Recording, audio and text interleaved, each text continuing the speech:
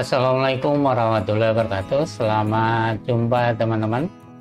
Hari ini saya akan share review sebuah sound card atau tepatnya podcasting konsol, yakni Maonocaster AM-E2. Ini adalah pembaruan dari Maonocaster AM100 dan AM200. Mari kita lihat apa saja yang kita dapat pada saat kita membeli alat ini.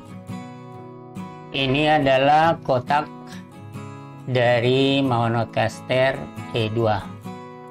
Di atasnya kita bisa lihat ada tertulis Maono Professional Audio Innovations. Di bawahnya adalah Maonocaster E2 Podcasting Console. Berikutnya di bagian belakang banyak fitur yang dimiliki oleh Maonocaster AM-E2 ini. Untuk lengkapnya spesifikasinya sebetulnya kita bisa lihat pada buku panduan maupun pada website dari Maonocaster ini. Kita lihat saja apa yang kita dapat dan ada di dalam kotak ini. Di sini kita dapat buku panduannya. Ini cukup tebal karena berbagai bahasa di sini. Yang berikut ada lembaran. Ini adalah instruksi sebelum kita menggunakan, tapi dalam bentuk pamflet. Lalu yang penting adalah kartu garansi.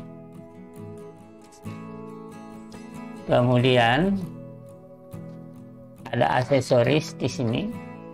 Aksesoris yang diberikan ini, yang pertama ini adalah kabel USB,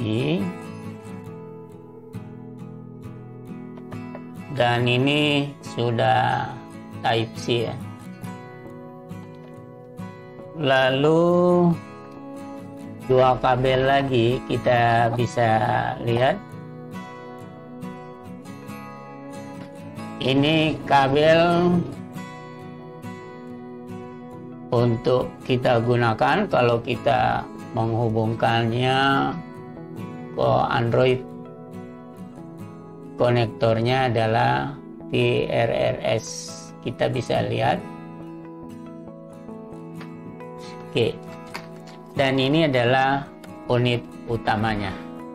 Untuk review ini saya akan pasang langsung alatnya ke komputer. Ini saya sudah pasang alatnya dan saya menggunakan mikrofon BMA yang sudah pernah saya review pada waktu yang lalu. Di sini kita bisa lihat tombol-tombolnya sangat banyak. Tombol yang di sebelah kiri yang besar ini bisa digunakan untuk mengontrol volume dari aux. Kita bisa manfaatkan untuk musik sebagai musik background kalau kita sementara ngomong, dan bisa dikombinasikan dengan tombol side di sini. Jadi audionya nanti musiknya akan mengecil kalau audionya membesar. Demikian sebaliknya. Di bagian atas dapat kita lihat deretan 6 tombol. Yang 3 tombol ini bisa dimanfaatkan untuk kontrol, maksudnya preamp control untuk mikrofon. Di sini ada low tis 1 2 3. Kemudian di sebelahnya ada mid, low tis 1 2 3, tis 1. Yang berikutnya adalah yang high-nya. Jadi cukup lengkap dia, dan indikatornya bisa kita lihat pada bagian ini. Yang sebelah ini adalah tombol-tombol untuk instrumen. Jadi volume untuk instrumen, lantas di sini untuk kontrol nada atau pitch, lalu ini untuk monitor kalau kita menggunakan headphone ya. Di bagian ini adalah soundpad untuk menyimpan rekaman, tapi rekaman suara atau efek yang kita masukkan itu nanti hanya beberapa detik saja.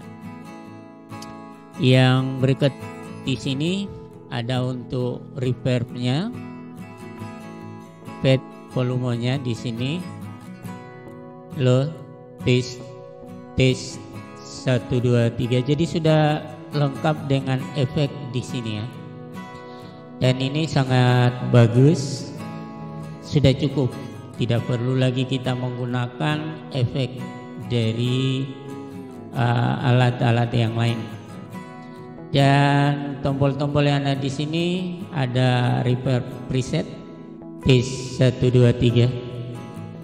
Lalu ada di sini lagi sidechain, nanti kita coba dengan menggunakan audio dari HP.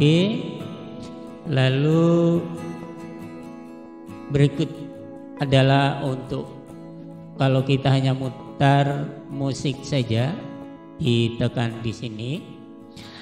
Lantas ini adalah mode dry width, lalu loop back.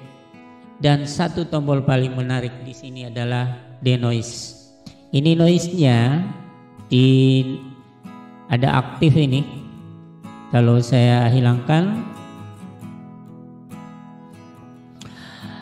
mungkin Anda bisa dengar bahwa ada noise yang muncul, mungkin suara kendaraan dan sebagainya. Jadi kita tidak perlu menggunakan lagi yang ada di aplikasi, misalnya di OBS ada untuk menghilangkan noise, tetapi langsung di alat ini langsung kita tekan saja yang ini. Lalu di sini di sebelah kiri ada phantom power. Di bagian ini adalah Bluetooth. Ini aktif Bluetoothnya, jadi nanti kita tekan saja kalau kita mau matikan. Kemudian tombol-tombol di bagian belakang ini lengkap, dimulai dari tombol on off, kemudian ini tombol untuk menonaktifkan atau mengaktifkan lampu. Jadi begitu kita nyalakan, lampunya akan nyala. Tapi kalau kita tekan ini, maka lampunya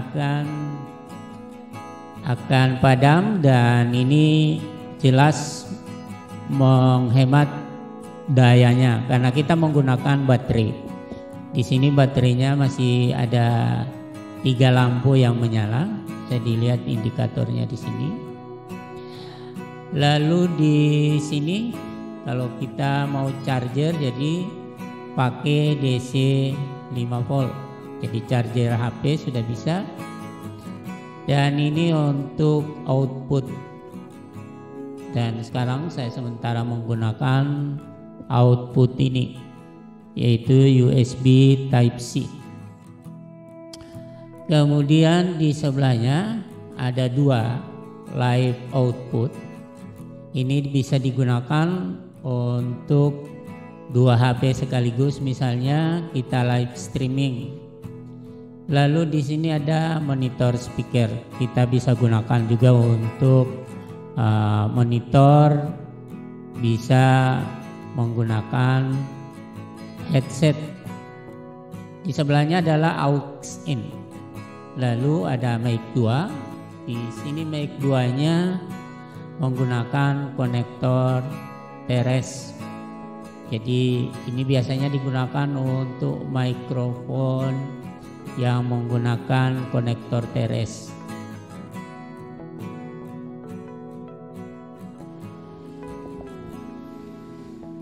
Selanjutnya adalah tombol untuk mengatur kepekaan mic. Di sini dari tadi saya gunakan masih di setting pada 40 dB. Dan itu seharusnya untuk mikrofon kondenser. Untuk mikrofon dinamik seperti yang saya gunakan saat ini seharusnya di setting pada 50 dB. Jadi ini bisa mengatur kepekaan mikrofon. Kalau mikrofon dinamik yang kita gunakan tidak terlalu peka, maka bisa dinaikkan mungkin sampai 60 dB. Settingan ini masih 50 dB. Denoise saya aktifkan. Jadi ini 50 dB dengan denoise. Kemudian kalau saya geser lagi tombolnya ke 60 dB. Untuk 60 dB ini perlu diatur kembali volume dari output karena dia sudah sangat peka. Jadi ini sangat bagus baik untuk mikrofon dinamik maupun untuk mikrofon kondenser. Beberapa fitur yang mungkin belum saya singgung tadi adalah ini kompatibel dengan sistem Windows dan macOS. Lantas kita bisa menggunakan baterai dan kita bisa charge baterainya, dan baterai di sini menggunakan internal baterai polimer. Daya tahannya sampai 8 jam. Kemudian dilengkapi dengan phantom power dan Bluetooth.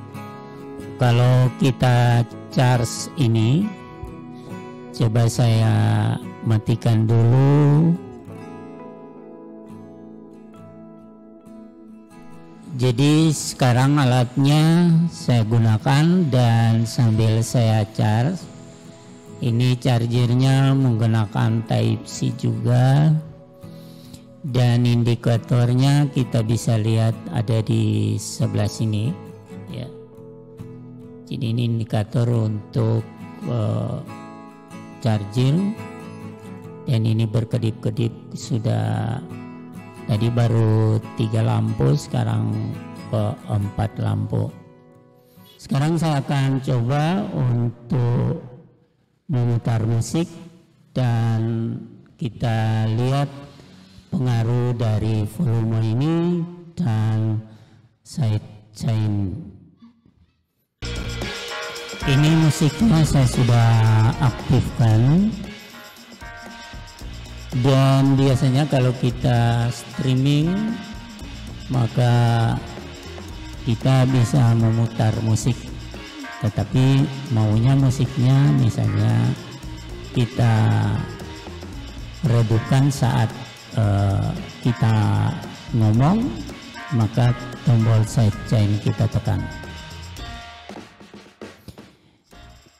Jadi ini walaupun musiknya saya besarkan ya, audio musik itu akan mengecil ya.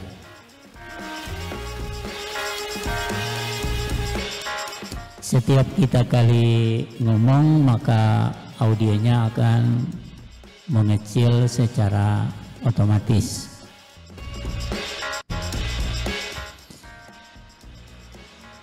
Jadi ini sangat bagus kita gunakan, misalnya kita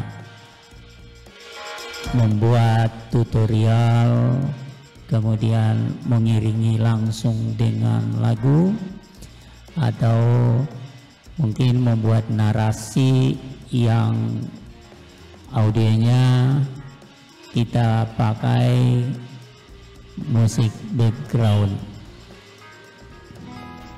sebagai kesimpulan dari review kali ini, saya sangat puas dengan alat ini karena selama ini saya hanya menggunakan mixer dan kesulitannya adalah menghilangkan noise yang ada karena ruangan yang saya gunakan untuk rekaman itu sangat dekat dengan jalan.